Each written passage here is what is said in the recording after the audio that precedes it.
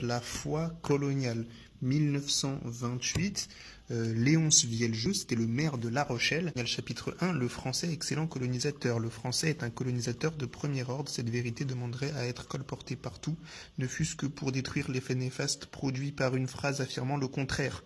Bref, page 2, la nécessité des ressources coloniales. Le monde moderne, et plus particulièrement l'Europe et l'Amérique du Nord, ne peuvent plus se passer des produits coloniaux. Ok. Et derrière, il dit quoi? Une chose est certaine et désormais hors de conteste, nous ne pouvons plus nous passer des ressources coloniales. L'homme de race blanche est obligé d'appeler à son aide son frère de race jaune ou noire, car sans lui, il serait incapable de se tirer d'affaire. Non, t'abuses.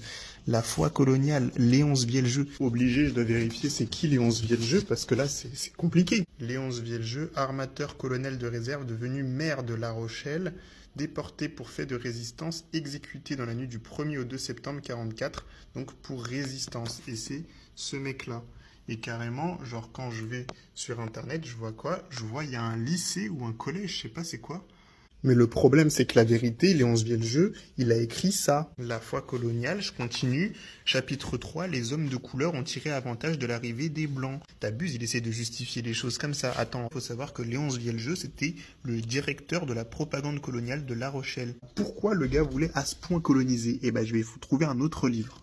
C'est parce qu'il a fondé la Delmas Vieljeux, c'est une compagnie maritime française hyper importante d'import-export de La Rochelle. Vieljeux, ça vient de Léonce Vieljeux, oui. Et regardez, et oui, la Delmas Vieljeux servait à transporter des ressources de l'Afrique coloniale jusqu'en Europe. C'est comme ça qu'il a fait tout son business, c'est pour ça la foi coloniale, et c'est bien ça. Et c'est Bolloré qui a racheté ses activités et qui a permis à Bolloré d'avoir ensuite un des monopoles les plus importants sur le commerce d'Afrique.